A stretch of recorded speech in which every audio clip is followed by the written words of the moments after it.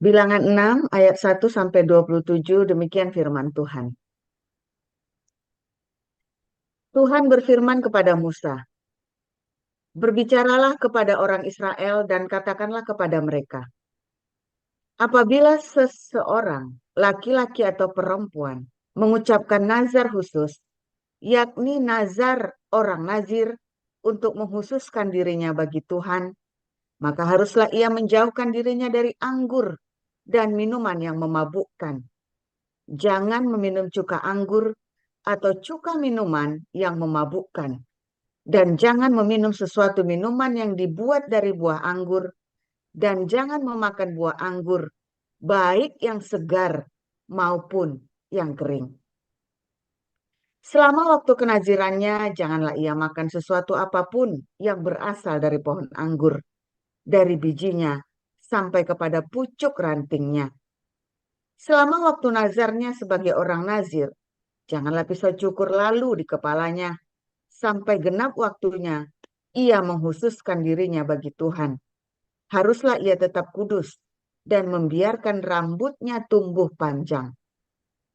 Selama waktunya ia menghususkan dirinya bagi Tuhan, janganlah ia dekat kepada mayat orang.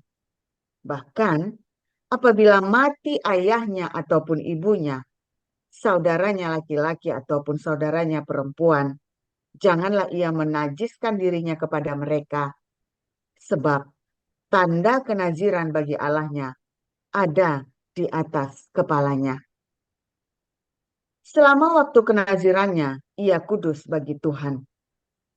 Tetapi apabila seseorang mati di dekatnya dengan sangat tiba-tiba, sehingga ia menajiskan rambut kenazirannya, maka haruslah ia mencukur rambutnya pada hari pentahirannya, yaitu pada hari yang ketujuh, haruslah ia mencukurnya. Pada hari yang kedelapan, haruslah ia membawa 2 ekor burung tekukur atau 2 ekor anak burung merpati kepada imam ke pintu kemah pertemuan. Maka haruslah imam mengolah yang seekor menjadi korban penghapus dosa dan yang lain menjadi korban bakaran dan mengadakan pendamaian bagi dia oleh karena dia telah berdosa dengan berada dekat mayat. Pada hari itu juga ia harus menguduskan kepalanya dan menghususkan waktu kenazirannya bagi Tuhan. Ia harus membawa seekor domba jantan berumur setahun menjadi korban penebus salah. Hari-hari yang sudah lewat dianggap batal karena rambut kenazirannya telah menjadi najis.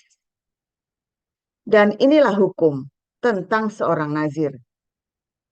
Apabila waktu kenazirannya genap, ia harus dibawa ke pintu kemah pertemuan dan ia harus mempersembahkan sebagai persembahannya kepada Tuhan seekor domba jantan berumur setahun yang tidak bercela untuk korban bakaran dan seekor domba betina berumur setahun yang tidak bercela untuk korban penghapus dosa dan seekor domba jantan yang tidak bercela untuk korban keselamatan.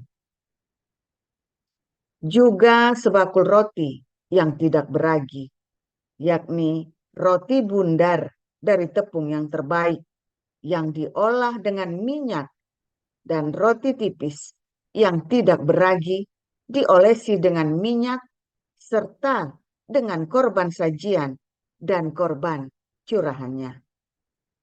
Lalu haruslah imam membawa semuanya itu ke hadapan Tuhan dan mengolah korban penghapus dosa dan korban bakarannya.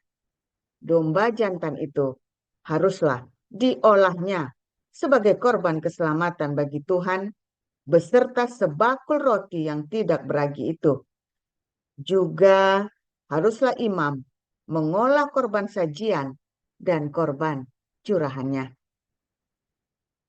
Maka haruslah orang nazir itu mencukur rambut kenazirannya di depan pintu kemah pertemuan, lalu mengambil rambut kenazirannya itu dan melemparkannya ke dalam api yang di bawah korban keselamatan.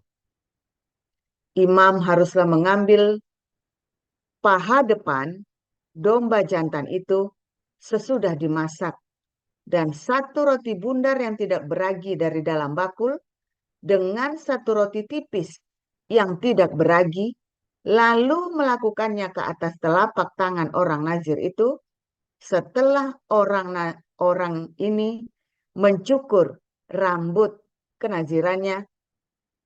Kemudian haruslah imam mengunjukkan semuanya itu ke hadapan Tuhan sebagai persembahan unjukan. Semuanya itu menjadi bagian kudus bagi imam beserta dada persembahan unjukan dan beserta paha persembahan khusus. Sesudah itu barulah boleh orang nazir itu minum anggur. Itulah hukum tentang orang nazir yang menazarkan persembahannya kepada Tuhan berdasarkan kenazirannya. Belum dihitung apa yang ia mampu mempersembahkan di samping itu.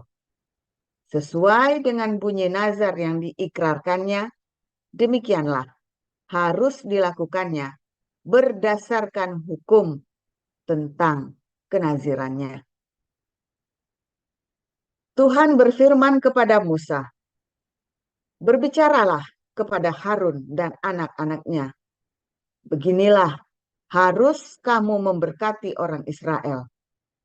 Katakanlah kepada mereka,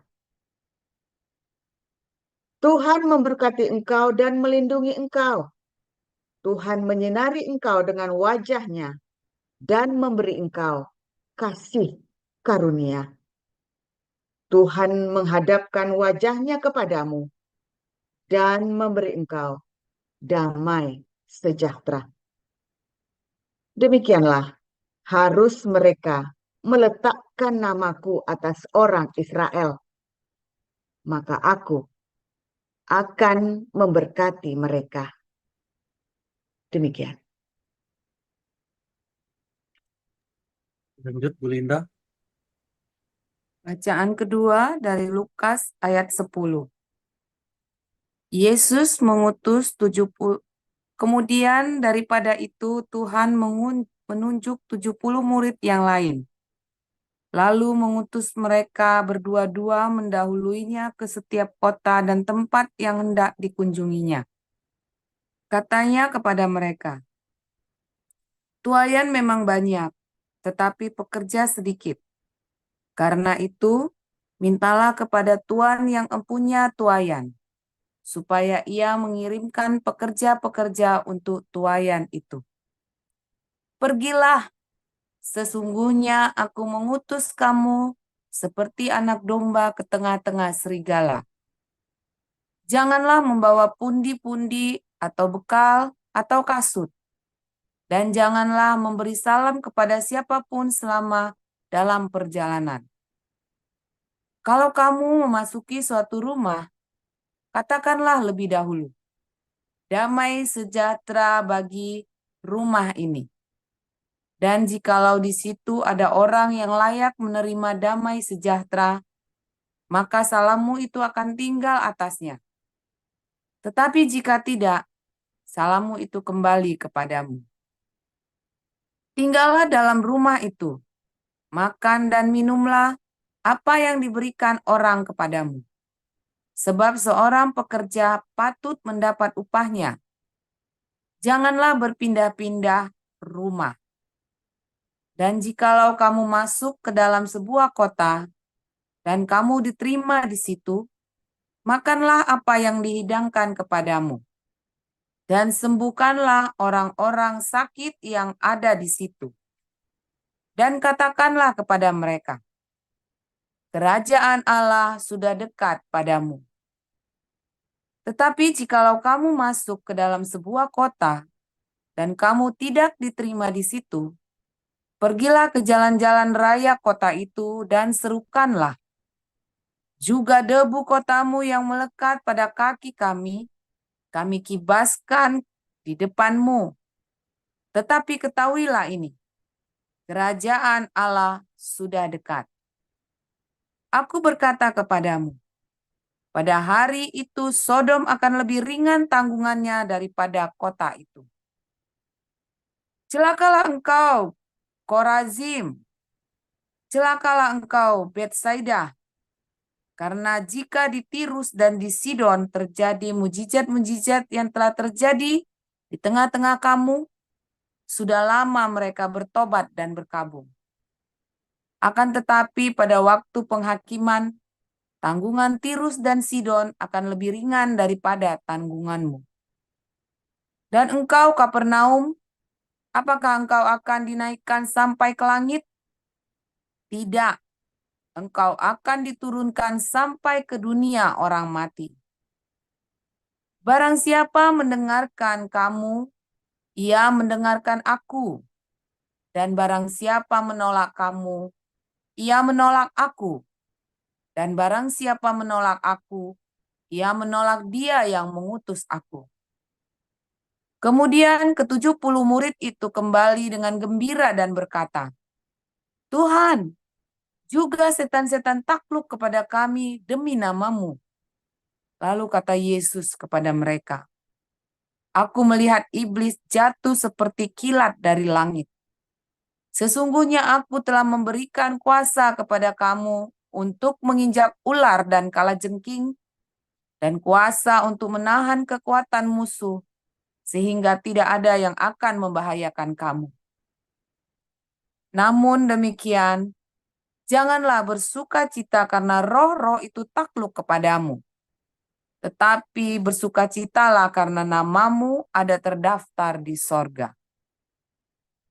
Pada waktu itu juga bergembiralah Yesus dalam Roh Kudus dan berkata, Aku bersyukur kepadamu, Bapa, Tuhan langit dan bumi, karena semuanya itu Engkau sembunyikan bagi orang bijak dan orang pandai, tetapi Engkau nyatakan kepada orang kecil. Ya Bapa, itulah yang berkenan kepadamu. Semua telah diserahkan kepadaku oleh Bapakku, dan tidak ada seorang pun yang tahu siapakah anak selain Bapa, dan siapakah Bapa selain anak, dan orang yang kepadanya anak itu berkenan menyatakan hal itu. Sesudah itu berpalinglah Yesus kepada murid-muridnya tersendiri dan berkata, Berbahagialah mata yang melihat apa yang kamu lihat. Karena aku berkata kepadamu, banyak nabi dan raja ingin melihat apa yang kamu lihat, tetapi tidak melihatnya, dan ingin mendengar apa yang kamu dengar, tetapi tidak mendengarnya. Pada suatu kali berdirilah seorang ahli Taurat untuk mencoba Yesus. Katanya, Guru, apa yang harus kuperbuat untuk memperoleh hidup yang kekal? Jawab Yesus kepadanya, apa yang tertulis dalam hukum Taurat? Apa yang kau baca di sana? Jawab orang itu, Kasihilah Tuhan Allahmu dengan segenap hatimu, dan dengan segenap jiwamu, dan dengan segenap kekuatanmu, dan dengan segenap akal budimu. Kasihilah sesamamu manusia seperti dirimu sendiri. Kata Yesus kepadanya, jawabmu itu benar. Perbuatlah demikian, maka engkau akan hidup. Tetapi untuk membenarkan dirinya, orang itu berkata kepada Yesus, dan siapakah sesamaku manusia? Jawab Yesus, adalah seorang yang turun dari Yerusalem ke Yeriko. Ia jatuh ke tangan penyamun-penyamun yang bukan saja merampoknya habis-habisan, tetapi yang juga memukulnya, dan yang sesudah itu pergi meninggalkannya setengah mati. Kebetulan ada seorang imam turun melalui jalan itu. Ia melihat orang itu, tetapi ia melewatinya dari seberang jalan. Demikian juga seorang Lewi datang ke tempat itu. Ketika ia melihat orang itu, ia melewatinya dari seberang jalan. Lalu datang seorang Samaria yang sedang dalam perjalanan ke tempat itu. Dan ketika ia melihat orang itu, tergeraklah hatinya oleh belas kasihan. Ia pergi kepadanya lalu membalut luka-lukanya. Sesudah ia menyiraminya dengan minyak dan anggur. Kemudian ia menaikkan orang itu ke atas keledai tunggangannya sendiri, lalu membawanya ke tempat penginapan dan merawatnya. Keesokan harinya ia menyerahkan 2 dinar kepada pemilik penginapan itu. Katanya, rawatlah dia, dan jika kau belanjakan lebih dari ini, aku akan menggantinya waktu aku kembali. Siapakah di antara ketiga orang ini menurut pendapatmu adalah sesama manusia dari orang yang jatuh ke tangan penyamun itu? Jawab orang itu, orang yang telah menunjukkan belas kasihan kepadanya.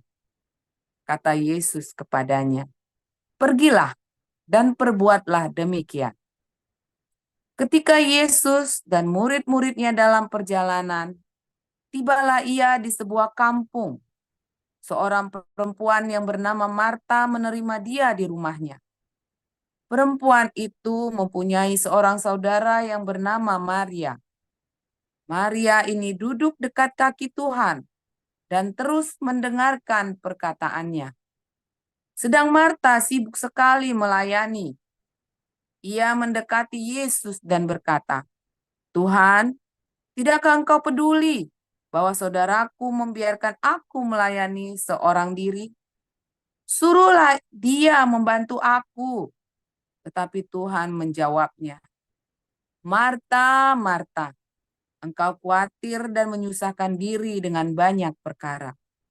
Tetapi hanya satu saja yang perlu.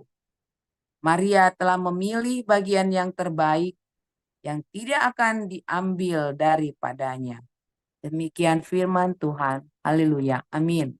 Terima kasih Pak Enardo. Amin. Selanjutnya kita akan mendengar firman Tuhan hari ini dan tema menerima berkat. Silakan Pastor Joseph Poljak.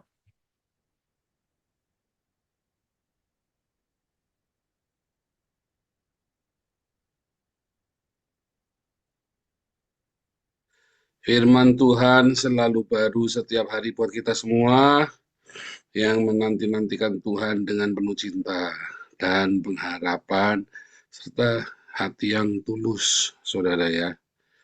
Selalu ingat hati yang tulus ya. Kalau tanpa hati yang tulus nggak panjang, pendek ya, selesai. Tanpa hati yang tulus itu berhenti tengah jalan ya.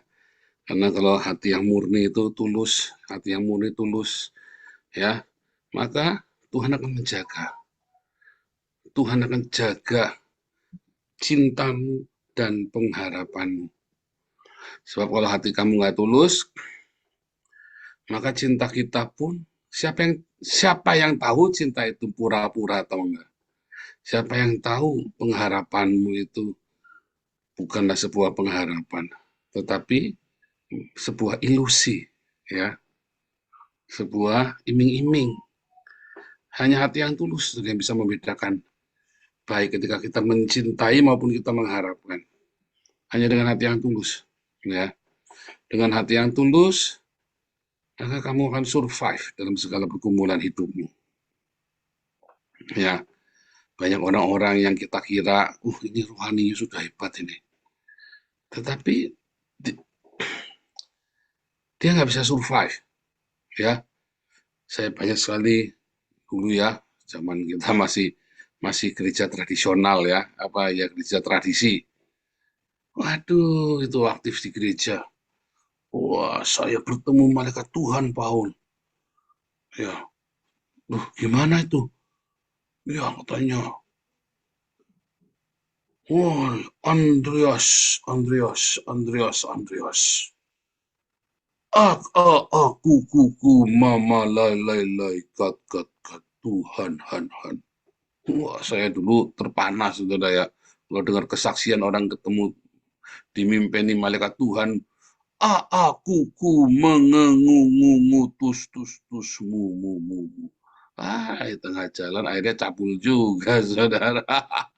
Aduh, ini ya pengerja Timur Gereja ya, pendeta ya, baru jadi pendeta.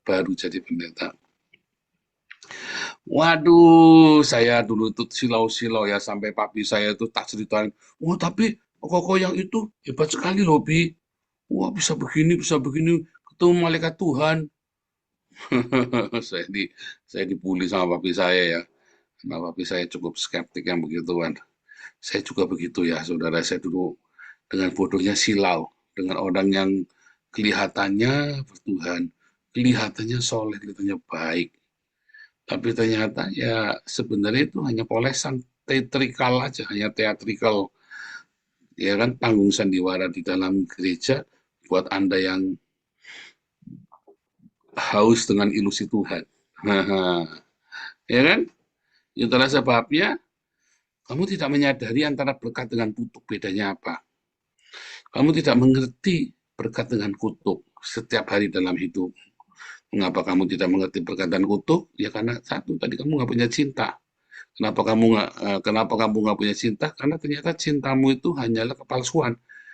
Pengharapanmu hanyalah ilusi. Sehingga kita tidak bisa membedakan mana berkat, mana kutuk. Ketika kita menang lotre, kita bilang itu berkat. Ketika kita mengalami sakit penyakit, kita bilang itu kutuk. Ya kan? Kan itu umum, ya kan? Itu sangat umum dalam kehidupan kita sehari-hari itu. Ya kan? Kalau Anda lagi kehabisan uang, ngomongnya kutuk. Kalau kamu lagi banyak uang, ngomongnya berkat. Padahal dua-duanya hanyalah ilusi, dua-duanya hanya kepalsuan. Ketika kita lakukan pelayanan di gereja, aktivitas gereja, kita bilang itu melayani Tuhan. Tetapi ketika kita bersinggungan, bergesekan, ya kita berkata itu harga diri. Bingung kan? Kita tidak bisa membedakan mana berkat, mana kutuk. Ya kan? Bahkan akhirnya Anda kemudian melayani Tuhan, ya kan? Anda melayani Tuhan, Anda kemudian aktivitas di gereja ya, atau melayani Tuhan. Nah, sebenarnya Anda sedang tidak melayani Tuhan, tetapi Anda sedang mengaktualisasikan dirimu. Sehingga ketika kamu mengucapkan berkat, berkat itu tidak jadi berkat. Ketika kamu mengucapkan kutuk, kutuk itu tidak jadi kutuk. Alias apa? Alias loyo. Ya kan? Berkat dan kutuknya nggak beda. Berkat dan kutuk nggak beda. Padahal firman Tuhan berkata ya, kalau kamu ucapkan berkat, damai sejahtera buat suatu kota, dan kota itu menerimanya, amin, maka kota itu akan diberkati. Tapi kalau kota itu menolak, maka yang terjadi adalah hukuman atas Sodom dan Gomora lebih ringan. Ya, beneran ya. Bagaimana berkat dan kutuk itu bisa berkuasa, jadi nyata, hanya bila diucapkan oleh orang yang tulus hatinya, ya, dan penuh dengan cinta. Itu nanti akan nyata. Dan masalahnya kita udah nggak urusan itu, yang penting hati ini puas sumpah serapah. Anda tidak mengamati apakah itu jadi apa enggak sumpah serapahmu, ya. Kalau Anda mengucapkan berkat juga Anda tidak menyadari berkat itu jadi apa enggak, ya kan? Tetapi bila kamu ucapkan dalam ketulusan hati, di dalam kebenaran, enggak main-main, maka ucapan berkat dan ucapan kutuk itu akan benar-benar ada bedanya. Benar-benar membuat sebuah pembedaan. Dan ucapan-ucapan berkat yang diucapkan oleh anak-anak Allah, yaitu kita, itu akan berkuasa sekali mengubah pribadi orang, kehidupan orang. Makanya saya lagi marah muntap, terakhir saya bilang, saya ampuni kamu. Itu kalau sudah, Anda nanti kalau berinteraksi dengan saya, kalau saya sudah ngomong itu, berarti saya itu, wah itu sudah kelewatan marahnya tuh saudara. Ya, serius saudara ya. Kenapa? Yang bisa kita lakukan hanya mengampuni dia, mengucapkan nubuatan berkat pengampunan. Karena di dalam bahasa Ibrani berkat itu juga artinya kutuk. Dalam bahasa Ibrani itu, dalam kultur, ya, dalam kultur Yahudi itu, berkat itu juga berarti kutuk, ya. Kata-katailah Allahmu dan matilah, ya. Ayub itu ya, ketika istrinya ngomel-ngomel itu ya, kutukilah Allahmu dan matilah. Dalam bahasa ini ya, bisa jadi berkatilah Allahmu dan matilah. Di satu, ya. Ngomong dengan sangat keras, gara-gara kamu nih. Nah, intinya begitu ya. Nah, itu sama tuh, saudara ya. Ketika hidup kita penuh dengan cinta, maka kita bisa memberkati orang dengan sungguh-sungguh loh. Perkataan-perkataan kita itu penuh dengan cinta. Tetapi kalau hidup kita nggak penuh dengan cinta, bahkan kata-kata yang indah pun kamu anggap apa? Menyerangmu, pahit. Saya berapa kali ya ketemu ya orang-orang ini ya, atau ngata-ngatain kalau saya ini cuma ngedabrus. Ngawur ini orang ya. Aduh, intinya dia tuh pengen lagi, ya. Saya bilang, kalau saya ini ngedabrus, kenapa kamu masih di sini? Ya kan kalau saya cuma ngedabrus, cuma bohongin kamu aja, kenapa kamu masih percaya? Kan bodoh kamu.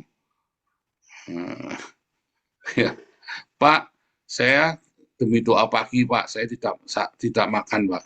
Salah kamu. Mendingan kamu makan daripada kamu doa pagi. Kan aneh, saudara ya. Sampai Anda nggak makan gara-gara doa pagi itu Anda aneh. Anda lagi cari-cari masalah itu sama saya itu. Nah, kamu kalau doa pagi rajin 75% kan kamu dikasih makan. Tapi terus kamu berani ngomong kamu nggak makan gara-gara doa pagi. Ini aneh, saudara. Kalau kamu doa pagi 70%, kalau memang kamu miskin, kamu akan dikasih pulsa, kamu dikasih makan, kasih sembako. Kalau kamu tidak nyampe 75%, ya kamu nggak makan. Kita nggak kirim sembako, kita nggak kirim pulsa. Tetapi kalau sampai itu benar-benar kamu nggak makan gara-gara kamu maksa kudu ikut doa pagi, aneh ini, saudara. Padahal kalau kamu 75% kehadirannya, kita pasti kasih sembako, kita pasti kasih kuota pulsa. Nah, ini kan aneh nih. Ya kan? Makanya saya nanya, kamu kenapa masih di sini kalau kamu bilang saya ngedabrus? Oh serius, saudara ya? Anda ketika menuduh saya ngedabrus itu, wah itu saya cukup heran itu, cukup shock itu. Kenapa kamu masih di sini? Yang komunitas ngedabrus ini, ketika kamu masih di sini nungguin di tengah komunitas ngedabrus ini, kamu ngapain? Oh saya cuma melihat banyolan, Pak. Waduh, tambah lagi. Kamu lihat banyolan itu sama Mongol stres, sama si siapa itu Cak Lontong, kamu lihat banyolan. Di sini kamu melihat, mendengarkan firman Tuhan diucapkan, karaktermu ya dibentuk setiap hari, setiap kali ada gesekan. Ucapkan berkat, ya. Bahkan dalam gesekan pun ucapan berkat. Karena ketika kita terus ucapkan berkat buat lawan kita, karaktermu akan teruji. Tapi kalau kamu ucapan kutuk, apalagi terus kamu gesekan dikit keluar, gesekan dikit putus. Aduh, saudara, kamu tuh rugi loh. Padahal gesekan itu adalah kesempatan kamu untuk memurnikan karaktermu supaya kamu bisa hidup di surga dengan layak. Kalau enggak, kamu tidak bisa ke surga. Gesekan-gesekan itu tidak ada tanda-tanda milik Kristus dalam hidupmu. Ya, bahwa Kristus yang telah membela kamu ketika kamu dalam masa pencobaan dan masa gesekan, masa disalahpahami, diam, biar Tuhan Yesus yang membela bagimu. Tapi ketika kamu akhirnya bertengkar sendiri, akhirnya kamu kontok-kontokan sendiri, maka ada yang salah, saudara. Makanya, saudara, setiap firman Tuhan, ya, kalau Anda dengar, lakukan demi satu. Kalau kamu dengar yang baik-baik, kan bisa diulang YouTube-nya. Terus kamu lakukan satu demi satu, lihat, kamu kan dapat manfaatnya, nggak main-main, saudara. Nggak main-main. Ya, saya buka semua kehidupan saya ke depan Anda tuh ya, supaya Anda belajar dari seorang pecundang, sampai saya bisa mempengaruhi banyak bangsa-bangsa. Beneran ya? Bukan uang saya, uang kalian, yang kalian persembahkan buat Tuhan, yang dikelola oleh kami, yayasan, supaya saya diberkati dan Anda diberkati, dan upahnya sama. Tetapi semua itu dimulai dari respon yang benar tentang berkat.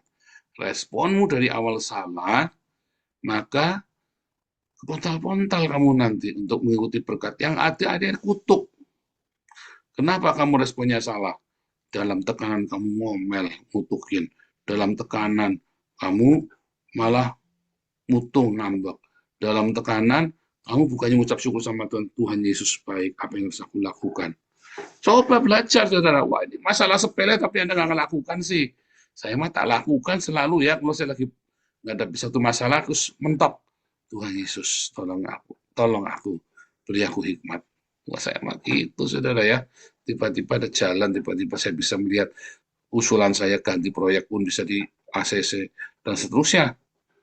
Begitu ya, berkat dan kutuk itu hanya bila kamu akan ketahui, hanya bila hatimu tulus, penuh dengan cinta. Kalau hatimu tulus dengan cinta, kamu tidak akan melihat berkat. Kamu akan melihat ya semuanya kutuk. Kamu akan melihat semuanya adalah kesialan. Padahal di tengah semua itu kamu terhindar dari berbagai macam masalah yang lebih luas lagi. Berkat dan kutuk, siapa yang mau berkat, siapa yang mau kutuk. Responi setiap masalah dalam hidupmu dengan benar. Nanti kamu bisa terlihat clear, jelas sekali. Mana itu kehidupan yang diberkati, mana kehidupan yang dikutuk. Tuhan Yesus memberkati.